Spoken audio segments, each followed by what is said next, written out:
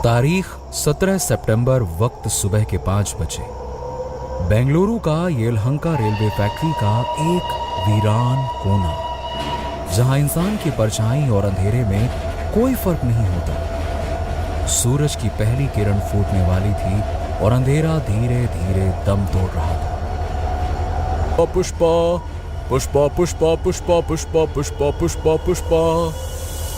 लगभग 50 साल का एक आदमी, जो कि रेलवे में एक मैकेनिक था, अपने कुछ औजारों के साथ उस यार्ड में आया। उसे एक पुरानी और जंग खाई हुई बोगी की मरम्मत करनी थी। वो बोगी के पिछले हिस्से पर टॉर्च की रोशनी मारता है। हाँ, बस ये आखिरी बोगी बची है। इसे ठीक करके सीधा 2 दिन की छुट्टी लूंगा। इस बार बीवी बच्चों के साथ कोयम्बटूर में खूब मजे करूंगा। अरे कितने दिनों से उनको घुमाया नहीं है। चलो देखें क्या है अपने पास। वो आदमी झोले से औजार निकाल बोगी की मरम्मत करने में जुट गया। हथौड़े की एक एक चोट उस वीराने में देर तक गूंजती रही, जैसे रात चीख चीख कर किसी का पता पूछ रही हो। ये सब कुछ देर तक चलता रहा कि तभी अचानक से उसके ठीक पीछे वाली बोगी अचानक से अपने आप हिल उठी। वो आदमी एकदम से चौंक उठा। हाँ, किसी ने इंजन तो स्टार्ट नहीं कर दिया। अरे पर इस वक्त यहां तो किसी की ड्यूटी भी नहीं थी। वो देखता हूं। उस शख्स ने झांक कर इधर उधर देखा। दूर दूर तक किसी का कोई नामो निशान नहीं था। एक पल के लिए उसे कुछ समझ नहीं आया कि आखिरकार ये अभी अभी हुआ क्या था। कुछ सेकंड्स आसपास देखकर वो वापस से अपने काम में जुट गया। लेकिन तभी अचानक से उस आदमी के ठीक पीछे वाली बोगी में एक बार फिर से हरकत हुई और उसे कुछ समझ नहीं आया कि आखिरकार ये सब हुआ क्या अचानक से। कौन है? कौन है? कौन उधर? कौन है? ये क्या चक्कर है? इंजन के अंदर तो कोई है भी नहीं। अरे तूफान भी आ जाए तो भी ट्रेन इतनी आसानी से हिल नहीं सकती। फिर आखिरकार ये इतनी ताकत है किसमें जो पूरी की पूरी बोगी को हिला दे? उस आदमी को वाकई में कुछ समझ नहीं आ रहा था। वो अपनी ही सोच में डूबा हुआ था। अचानक से ट्रेन के इंजन की हॉर्न की आवाज चीख। वो शख्स एक बार फिर से चौंक गया। ट्रेन के पहिए अचानक से आगे बढ़ने और इससे पहले कि वो कुछ कर पाते, उसके ठीक पीछे वाली बोगी उसकी ओर तेजी से बढ़ती गई और उस आदमी के संभलने से पहले जैसे एक जोर से टक्कर मारी। ट्रेन की उन 2 बोगीज के बीच वो आदमी दब गया। खून के फव्वारों से जमीन सुर्ख लाल हो गई। उसे एक ऐसी दर्दनाक मौत मिली कि वो बेचारा ठीक से चीख भी ना सका। सूरज की रोशनी में खून से सनी बोगी चमचमा रही थी। 17 अक्टूबर रात के 3 बज रहे थे। बेंगलुरु के आसपास कहीं कर्नाटक एक्सप्रेस पटरी पर तेज रफ्तार से दौड़े जा रही थी। कर्नाटक एक्सप्रेस के 3rd AC कोच में बेहद हल्की रोशनी फैली हुई थी। ज्यादातर पैसेंजर सफेद चादर ओढ़कर वैसे तो सो रहे थे। बोगी के अंदर फैली हल्की हल्की रोशनी में रात थोड़ी सहमी हुई सी लग रही थी, जैसे उसे मालूम हो कि आज रात कुछ होने वाला है। उस कोच के बर्थ नंबर 44 पर रंगीन और चमचमाती साड़ी में एक औरत बैठी थी। उसने साड़ी के पल्लू से अपना मुंह ढक रखा था। उस औरत के हाथों में सोने के कंगन चमक रहे थे। उसके गले में चांदी की एक मोटी चेन लटक रही थी और देखने में ऐसा लग रहा था कि मानो वो कोई नई नवेली दुल्हन हो। अचानक से एक जोर के झटके के साथ कर्नाटक एक्सप्रेस रुक जाती। ट्रेन किसी छोटे से स्टेशन पर रुकी जहां सिवाय एक नौजवान के और कोई भी नहीं था। उस नौजवान का नाम सनी है, जिसकी उम्र कुछ 28 बरस की होगी। उसने झट से एसी कोच के बाहर दरवाजे पर चिपके रिजर्वेशन चार्ट पर नजर फेरी। 41, 42 तुलसीराम से, 44 Aaradhya Chaudhary and yes birth number 45 Sunny Srivastava and that's me. अपना नाम पढ़ते ही सनी फुर्ती के साथ अपना सामान लिए उसी एसी कोच में घुस गया जिस कोच में वो लड़की बैठी थी। ट्रेन वापस से चल देती है। अंदर कोच में घुसते ही सनी के पसीने से लथपथ माथे पर एसी की ठंडी हवा टकराते ही उसके चेहरे पर सुकून छा जाता है। ओह चलो, इस गर्मी से कुछ तो राहत मिली। कमबख्त आज रात एक पत्ता तक नहीं हिला बाहर। उफ। सनी की नजरें अपने बर्थ को ढूंढने लगती हैं। Birth number 45, birth number 45। ये रहा। सनी को अपना बर्थ मिल गया, जो कि साइड अपर बर्थ थी। नीचे की बर्थ नंबर 44 पर वो औरत बैठी थी। सनी को अपना सामान बर्थ के नीचे रखना था। वो उस औरत से बेहद शालीनता के साथ कहता है, एक्सक्यूज मी मैडम, वो ऊपर वाली बर्थ मेरी है। आप जरा 1 मिनट के लिए पैर हटा लेती तो मैं अपना लगेज नीचे डाल देता। वो औरत खामोश रहती है। क्या नाम था? हाँ, आराध्या। एक्सक्यूज मी आराध्या जी, आप जरा अपना पैर हटा लेंगी प्लीज। उस औरत के शरीर में थोड़ी हरकत होती है। उसके हिलने से उसके चेहरे से साड़ी का पल्लू सरक कर उसकी गोद में गिर पड़ता है। सनी एक पल के लिए उसे देखकर चौंक जाता है। उसने इतनी सुंदर और मासूम औरत अपनी जिंदगी में आज तक नहीं देखी थी। आराध्या नाम की उस औरत की उम्र मुश्किल से 25 से 26 साल की थी। आराध्या की बड़ी बड़ी आंखें उसकी मासूमियत के साथ सनी को कुछ देर देखती रही। सनी थोड़ी देर के लिए ये भूल गया था कि वो इस वक्त एक ट्रेन में है और अभी अभी वो उस औरत से कुछ कह रहा था। कुछ सेकंड्स के बाद सनी अपने आप को संभालते हुए अपनी बात वापस से दोहराने की कोशिश करता है। जी सॉरी, मैंने आपको डिस्टर्ब किया। वो क्या है कि ऊपर वाली बर्थ मेरी है तो मुझे अपना सामान। सनी के कुछ कहने से पहले ही आराध्या ने अपने पैर बर्थ पर रख लिए। उसने अपना सामान बर्थ के नीचे रख दिया। वैसे तो काफी रात हो चुकी थी और बाकी के लोग सो रहे थे, पर सनी को नींद नहीं आ रही थी, तो उसने सोचा कि क्यों ना थोड़ी देर नीचे ही बैठा जाए। उसने आराध्या की ओर देखा, जो कि खिड़की के बाहर टकटकी लगाए न जाने क्या देख रही थी। सनी ने उससे झिझकते हुए कहा, माफ कीजिएगा आराध्या जी, दरअसल मुझे नींद नहीं आ रही है। अगर आपको कोई तकलीफ ना हो तो थोड़ी देर यहाँ नीचे बैठ जाऊं। आराध्या चुपचाप बाहर देखती रही। सनी को समझ नहीं आया कि वो उससे और क्या कहे। आराध्या की खामोशी को इजाजत मानते हुए वो उस बर्थ पर आराम से बैठ गया।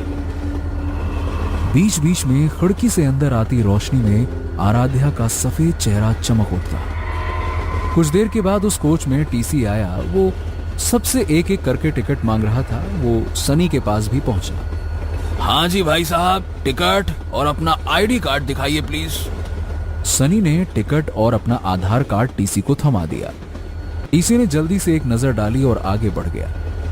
सनी ने नोटिस किया कि टीसी ने एक बार आराध्या की बर्थ की ओर भी देखा, मगर कुछ भी नहीं कहा और चुपचाप आगे चला गया।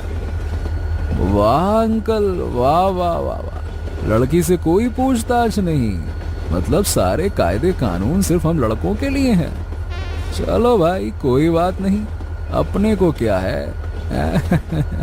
ठीक है। सनी ने अपना मोबाइल बाहर निकाला। उसे अपने मोबाइल की स्क्रीन पर अपनी मंगेतर शालू का मिस्ड कॉल दिखता है। अरे शालू का मिस्ड कॉल कब आया, पता ही नहीं चला। बेचारी अब तक जगी है, चलो उससे बात ही कर लेता हूं। सनी ने अपनी मंगेतर शालू को कॉल बैक किया। हेलो शालू, तुम अब तक सोई क्यों नहीं? ओप्पो, कैसे सो जाती? तुमने बताया ही नहीं कि तुम ठीक से पहुंचे हो कि नहीं। अरे बाबा, फोन नहीं किया तो क्या हो गया, कोई बच्चा थोड़ी हूं मैं। और क्या, बच्ची ही तो हो तुम। अच्छा सुनो, मम्मी पापा से ना अच्छे से मिलना। पापा थोड़े गुस्से वाले हैं तो थोड़ा एडजस्ट कर लेना, ठीक है? रिलैक्स यार, और ज्यादा से ज्यादा क्या होगा? अगर तुम्हारे पेरेंट्स नहीं भी माने तो भाग के शादी कर लेंगे, सिंपल ना, भाग के शादी कर लेंगे। सनी के मुंह से ये बात सुनते ही आराध्या की बड़ी बड़ी आंखें मानो और बड़ी हो गई हों। वो सनी की ओर मुंह करके उसकी बातें ध्यान से सुनने लगी। पता नहीं शालू, आज ना मैं इमेजिन करने की कोशिश कर रहा था कि शादी के जोड़े में तुम कैसी लगोगी। शादी का जोड़ा।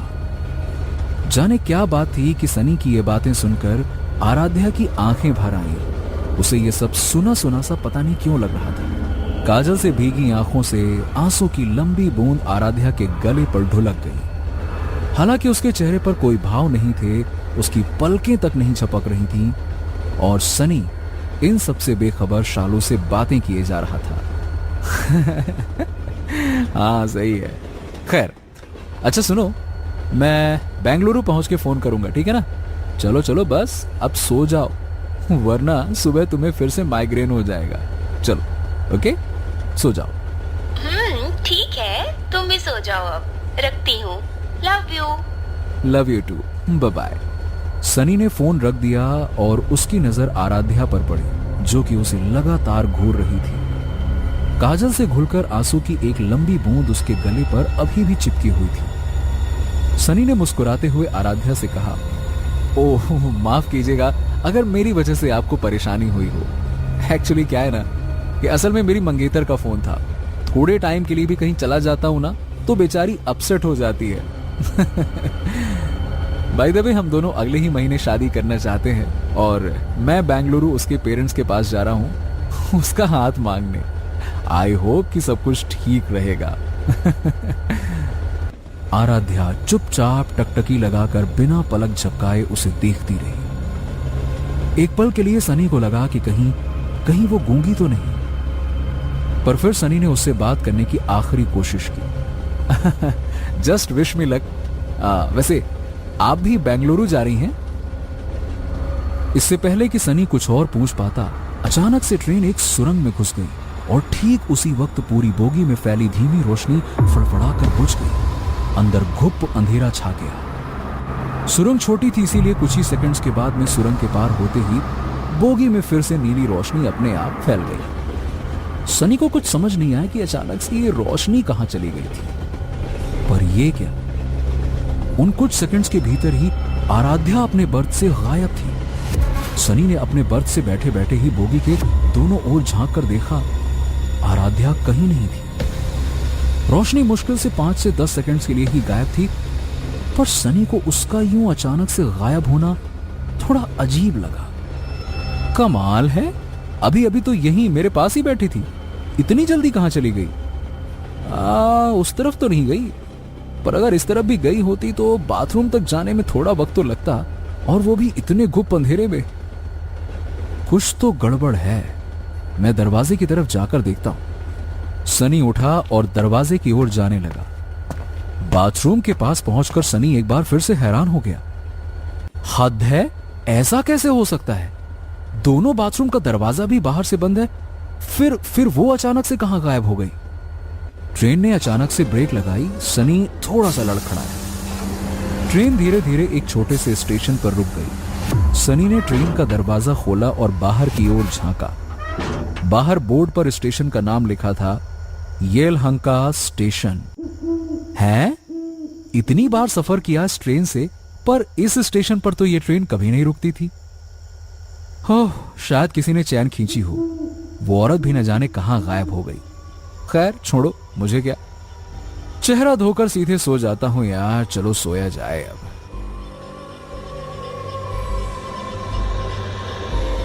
सनी ने बेसिन के ऊपर लगे आईने में अपना चेहरा देखा। उसने नल खोला और झुककर पानी के छींटे अपने चेहरे पर डालने लगा। जैसे ही सनी ने अपना चेहरा उठाया, उसे आईने में आराध्या का चेहरा नजर आया। सनी एकदम से घबरा गया क्योंकि उसके पीछे कोई भी नहीं था। फिर आईने में आराध्या का अक्ष कैसे नजर आ सकता था? मगर फिर भी हिम्मत करके उसने पीछे मुड़कर देखा, जहां सिवाय लोहे की दीवार के कुछ भी नहीं था। डर के मारे सनी के हलक से एक भी शब्द बाहर नहीं निकल रहा था। आईने की तरफ उसने धीरे से पलटकर फिर से देखा और आईने में उसके चेहरे की बजाय आराध्या का चेहरा नजर आ रहा था। अचानक से आईना खुद ब खुद टूटकर चकनाचूर हो गया। टूटे आईने के हर एक टुकड़े में आराध्या का चेहरा नजर आ रहा था। सनी की आंखें जम गईं। उसकी नजर दरवाजे की ओर अपने आप मुड़ गई। सनी की आंखों से काले रंग की एक बूंद उसके गालों पर ढुलक गई, ठीक वैसे ही जैसे आराध्या की आंखों से काले रंग का आंसू निकला था। धीरे धीरे उसके कदम दरवाजे की ओर बढ़ने लगे बाहर की ओर। स्टेशन पर बाहर आराध्या खड़ी थी। आराध्या उसे लगातार घूर रही थी। सनी सम्मोहित होकर पूरी तरह से उसके वश में हो चुका था। आराध्या धीरे धीरे स्टेशन के बाहर जाने लगी। सनी भी उसके पीछे पीछे चुपचाप बिना कुछ कहे चलने लगा। ट्रेन ने जोर से हॉर्न बजाई और स्टेशन से धीरे धीरे विदा होने लगी। स्टेशन से सनी और आराध्या रात के अंधेरे में ओझल हो गए और प्लेटफॉर्म से कर्नाटका एक्सप्रेस। आराध्या किसी शिकारी शेरनी की तरह आगे आगे चली जा रही थी और सनी किसी पालतू हिरण के बच्चे की तरह बिना कुछ बोले उसके पीछे पीछे चलता जा रहा था। चारों ओर सिर्फ झींगुरों और सूखे पत्तों की आवाज हो रही थी। वो दोनों एक पुराने गेट से होते हुए एक बड़े यार्ड के अंदर पहुंचे, जहां पटरियों पर जंग लगे पुराने ट्रेनों की बोगियां खड़ी हुई थीं। उनमें से एक बोगी के सामने आराध्या अचानक से रुक गई और उसके पीछे सनी। एक जोर के झटके के साथ बोगी के दरवाजे का लॉक टूट गया और दरवाजा धीरे धीरे खुलने लगा। आराध्या बोगी के अंदर चली गई और उसके पीछे पीछे सनी। बोगी का दरवाजा वापस से एक जोर की आवाज के साथ बंद हो गया। सनी के अंदर जाने के अगले ही पल बोगी की लाइट जल उठी। कुछ देर तक खामोशी छाई रही और अचानक एक जोर की चीख के साथ सनी का कटा हुआ सर खिड़की पर जोर से टकराता है। खिड़की खून से सनकर लाल हो जाती है। उस यार्ड के मनहूस वीराने में रात एक और खौफनाक मौत की गवाह बन गई। ब्रेकिंग न्यूज, एक और बड़ी खबर आ रही है बेंगलुरु से, जहां येलहंका रेलवे फैक्ट्री में आज सुबह एक और खौफनाक कत्ल को अंजाम दिया गया। जी हां, ब्रेकिंग न्यूज, लगातार चौथी दर्दनाक मौत। हाँ बोल दीप्ति। जल्दी से ऑफिस आ जा, बॉस ने इमरजेंसी मीटिंग बुलाई है। अमेरिकन क्लाइंट है, ऑनलाइन प्रेजेंटेशन है and they need the best coder, जो कि तू है। तो बस जल्दी से आ जा यहाँ। दीप्ति, बॉस को बोल दे मैं नहीं आ सकती। अमेरिका से बड़ी इमरजेंसी यहाँ लगी है। कल मिलती हूँ। अरे लेकिन देविका। देविका हेगड़े, उम्र 26 साल, बेंगलुरु की एक बड़ी आईटी कंपनी की एक सुपर ब्रिलियंट कोडर, स्वभाव से झक्की और तेवर की गरम।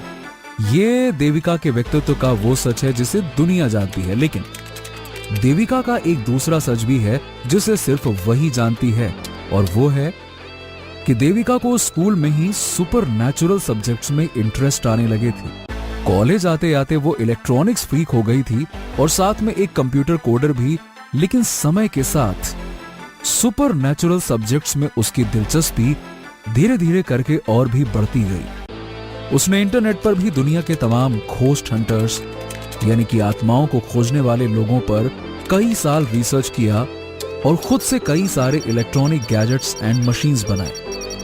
इन गैजेट्स एंड मशीन्स की मदद से वो आत्माओं का पता भी लगा सकती है और उन्हें कैद भी कर सकती है। देविका को पूरा यकीन था कि उस रेलवे यार्ड में किसी न किसी की आत्मा तो मौजूद है और उसी ने ये सारे के सारे खून किए हैं। देविका बाइक पर लगे मोबाइल को ट्रैक कर लोकेशन के पास पहुंची। लोकेशन एक गेट के अंदर था, पर गेट पर एक बड़ा सा ताला लटका था, यानी कि सील्ड था। लोकेशन तो यही है, मुझे अंदर चुपके से जाना होगा, लेकिन गेट तो लॉक है। ताला तोड़ा तो किसी को शक हो जाएगा। अंदर जाने का कोई दूसरा रास्ता जरूर होगा।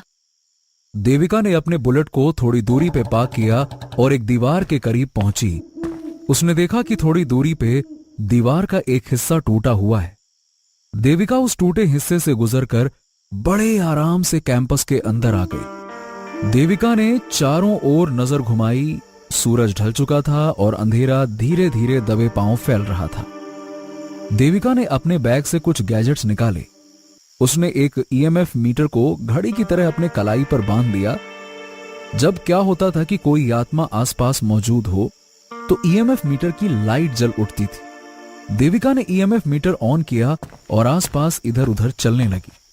अगर उस आत्मा ने वाकई में 4 खून किए हैं तो पीली की जगह लाल बत्ती जलनी चाहिए, और अगर लाल बत्ती जली तो इसका मतलब होगा कि मेरा सामना एक बहुत जिद्दी और गुस्सैल आत्मा से होने वाला है। देविका कुछ देर इधर उधर घूमती रही, पर किसी भी मशीन में कोई भी हरकत नहीं हुई। लेकिन उसी वक्त देविका की नजर उस बोगी पर पड़ी जहां आज सुबह सनी की मौत हुई थी। उस जगह को पीली पट्टियों से घेर दिया गया था। देविका ने देखा कि इस वीराने में आसपास कोई नहीं है। देविका क्राइम सीन पर पहुंचती है। उसने अपने 2-3 मशीन्स और भी ऑन किए। 1 घंटे से ऊपर हो चुका है, किसी का कुछ पता नहीं। कहीं ऐसा तो नहीं कि सारे खून किसी आत्मा ने नहीं बल्कि किसी इंसान ने किए हो। पर मेरा दिल कह रहा है यहाँ कुछ तो है, थोड़ी देर और देखती हूँ। देविका ये सब कुछ सोच ही रही थी कि अचानक से ईएमएफ मीटर से बीप बीप की आवाज आने लगी। देविका ने तुरंत ईएमएफ मशीन पर लगे स्पेशल थर्मोमीटर को देखा। उस पर टेम्परेचर की डिग्री अपने आप ऊपर होने लगी, जिसका मतलब ये साफ था कि कोई ना कोई अदृश्य शक्ति आसपास ही है। देविका का अंदेशा बिल्कुल सही था। उसी वक्त ईएमएफ मीटर की सुई भी हिलने लगी और एकदम से लाल बत्ती जल उठी। देविका ने जैसे ही आत्मा को कैद करने की बात कही, उसकी मशीन अचानक से बंद हो गई। ये क्या, इसे क्या हो गया? इससे पहले कि देविका कुछ समझ पाती, अचानक से थर्मोमीटर का टेम्परेचर बेहिसाब बढ़ने लगा और उसमें आग लग गई और मशीन देविका के हाथ से नीचे गिर गई। देविका समझ चुकी थी कि आत्मा बेहद गुस्से में है और इसे काबू कर पाना आसान तो नहीं होगा। ये आत्मा बहुत गुस्से में लग रही है, मुझे इससे बात करनी पड़ेगी। देविका झट से अपने साइड बैग से एक दूसरी मशीन निकालती है। एक छोटे से रेडियो से दिखने वाले उस मशीन में देविका अलग अलग फ्रिक्वेंसी पर जाकर आत्मा से बात करने की कोशिश करती है। सुनो, अगर तुम मुझे सुन पा रहे हो तो मुझसे बात करो। मैं तुम्हें कोई नुकसान नहीं पहुंचाऊंगी, मैं वादा करती हूँ। मैं बस तुमसे बात करना चाहती हूँ। अचानक रेडियो से कुछ अजीब सी आवाजें आने लगी। देविका उस सिग्नल की दिशा में आगे बढ़ने लगी। जैसे जैसे वो आगे बढ़ रही थी, आवाज और धीरे धीरे करके साफ होती गई। तभी देविका के कानों में एक आवाज टकराई और वो आवाज किसी और की नहीं बल्कि आराध्या की थी। चली जा, चली जा। देविका ने गहरी सांस भरी।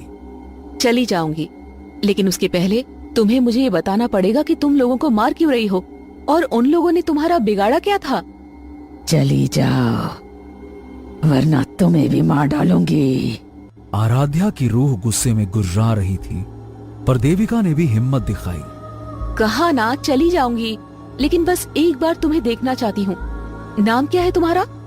देविका के ये पूछते ही आराध्या की आवाज अचानक से खामोश हो गई। कुछ सेकंड्स के बाद सामने पटरी पर खड़ी दूसरी बोगी का दरवाजा खुला और जोर की आवाज के साथ वो धीरे धीरे खुलता गया और बोगी के अंदर की सारी बत्तियां जल उठती हैं। ये आराध्या का देविका को इशारा था। वो उसे बोगी के अंदर बुला रही थी। देविका समझ गई। उसने अपना बैग उठाया और छोटे छोटे कदमों के साथ बोगी के अंदर आ गई। देविका के बोगी के अंदर आते ही दरवाजा जोर से बंद हो गया। देविका आराध्या का सामना करने को तैयार थी कि तभी अचानक से मशीन खुद से आवाज करने लगी। देविका समझ गई कि उसके पीछे कोई है। वो धीरे से पीछे की ओर मुड़ी। सामने आराध्या खड़ी थी। दोनों के बीच मुश्किल से 1 फीट का फासला था। देविका आराध्या को देख रही थी, जो कि बेहद मासूम और खूबसूरत थी। समझ नहीं आ रहा था देविका को कि आखिरकार वो लोगों को मार क्यों रही थी। देविका ने जैसे ही उससे बात करना चाहा, आराध्या जोर से चीखी और देविका को एकदम से धक्का दे दिया। देविका झटक कर दूर जा गिरी और उसके कंधे से उसका बैग भी जमीन पर गिर पड़ा। इससे पहले कि देविका अपने आप को संभाल पाती, आराध्या उस पर लगातार हमला करती रही। देविका ने चीख कर कहा, देखो, तुम्हें ये सब करने की जरूरत नहीं है। तुम मुझे मजबूर कर रही हो। मेरी बात मानो और शांत हो जाओ। मुझसे बात करो। आराध्या की रूह ने देविका की एक न सुनी और उसे इधर उधर पटकती रही। देविका के सर से खून बहने लगा। उसे बहुत जोरों का गुस्सा आया और गुस्से में वो तेजी से आराध्या की ओर बढ़ी, पर इससे पहले कि देविका कुछ कर पाती, आराध्या ने अपने हाथों से देविका की गर्दन को जोर से पकड़ लिया। देविका तड़प उठी। आराध्या की पकड़ धीरे धीरे और कसती जा रही। उसने देविका को एक हाथ से हवा में उठा लिया। देविका की सांसें जैसे टूटने से लगी। उसके माथे की नसें तन गई देविका के पास अब कोई चारा नहीं बचा था।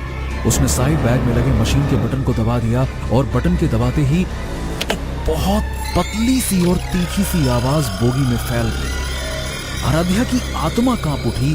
बोगी के सारे शीशे एक एक करके टूटने लगे। आराध्या की आत्मा तड़पते हुए चिल्लाते हुए बोली, बंद करो इसे। मैं और बर्दाश्त नहीं कर पाऊंगी। इसे बंद करो। मैं हाथ जोड़ती हूँ।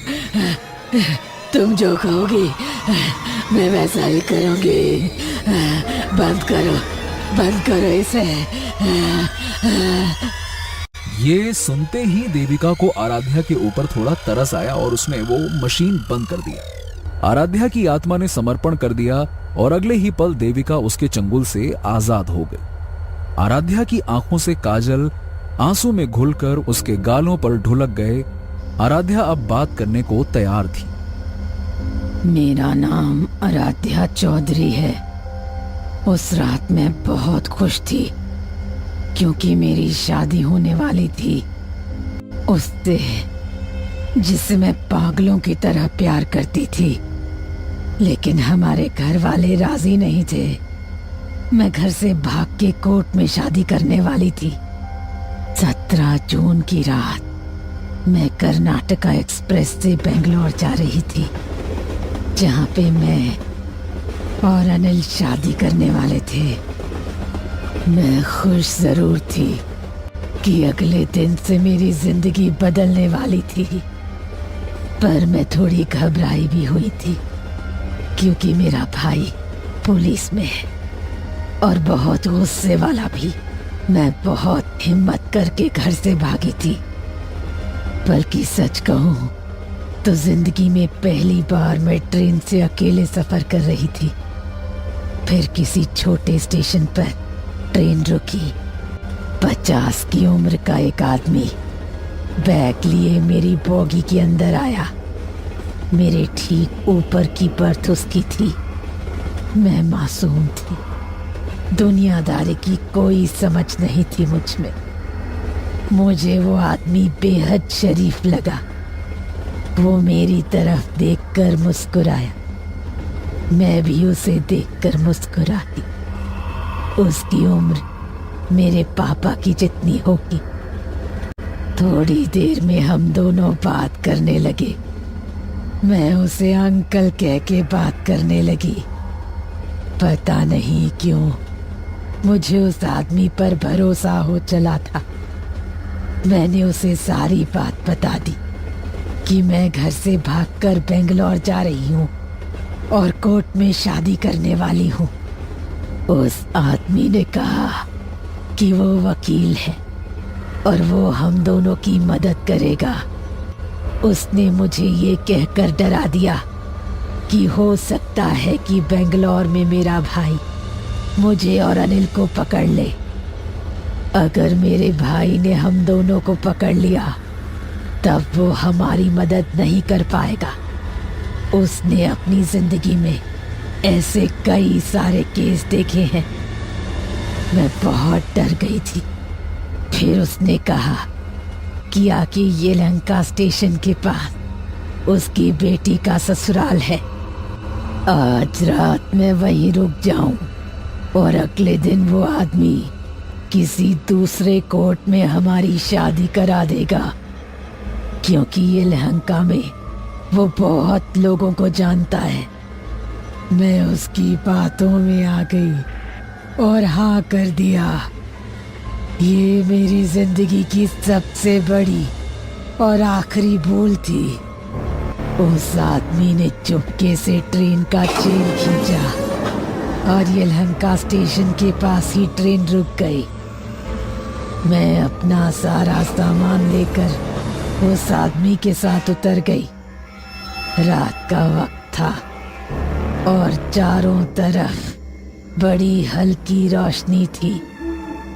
थोड़ी देर साथ चलने के बाद पर उसने हंसकर मेरी बात टाल दी और बस चलते रहने को कहा।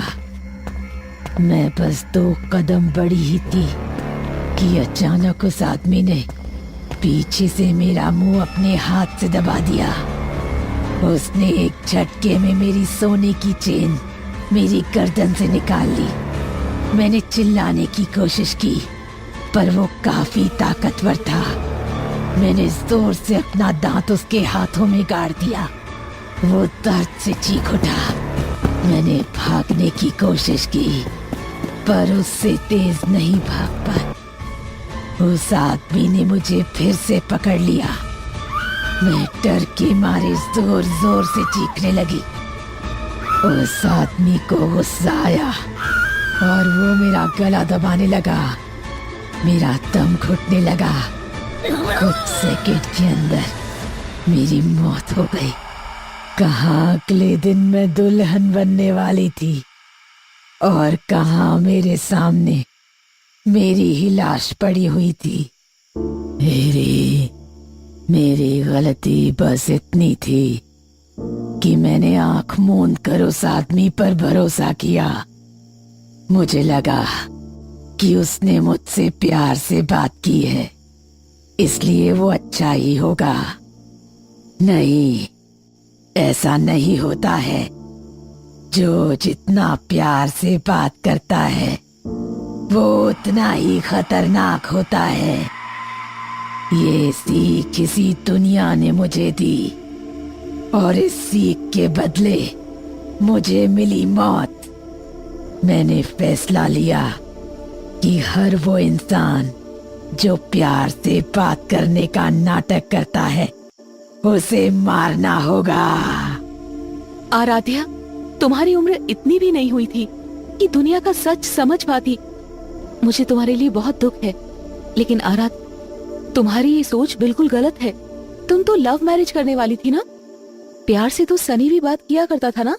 जब वो तुम्हारे सामने आएगा तो क्या उसे भी मार दोगी?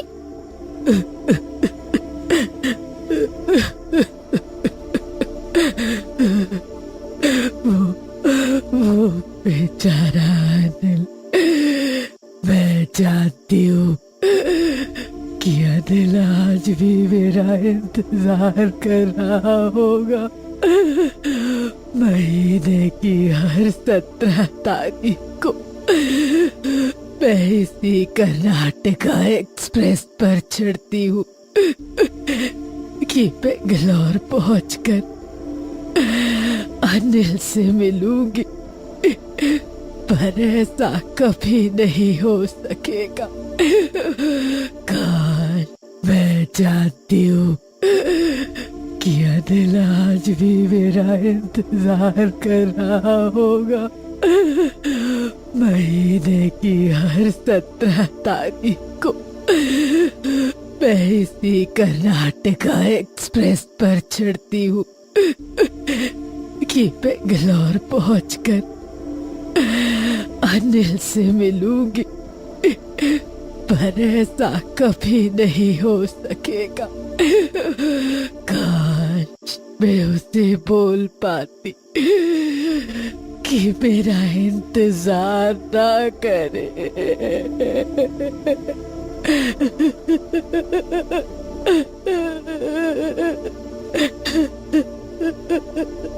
क्या तब शांत हो जाओगी? लोगों को मारना बंद कर दोगी? मतलब मैं तुम्हारा मैसेज अनिल को पहुंचा दूंगी। मगर ऐसा कैसे होगा?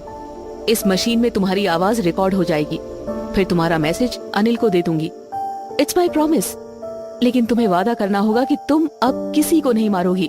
वादा करती हूँ।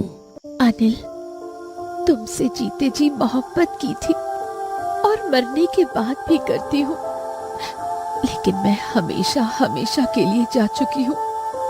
मुझे मुक्ति चाहिए और तुम्हारा इंतजार मेरी भटकती आत्मा को ये दुनिया छोड़ने नहीं देगा। अनिल, प्लीज इसे मेरी आखिरी ख्वाहिश समझना। मुझे भूल जाओ और नई जिंदगी शुरू करो। हमेशा खुश रहना। तुम्हारी आराध्या। आराध्या की आत्मा अब मुक्त हो गई।